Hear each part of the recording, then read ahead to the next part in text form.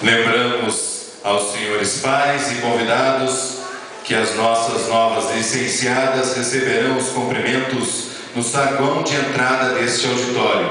E para fazer seu discurso e realizar o encerramento desta sessão solene, passamos a palavra ao presidente da mesa, senhor Vitor Hugo Strozzi, diretor da Faculdade Cenecista de Campo Largo.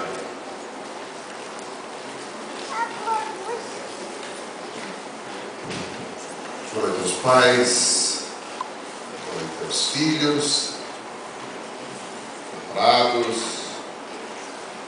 maridos, que também são namorados, né?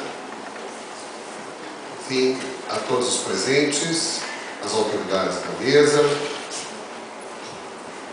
Eu queria começar a minha mensagem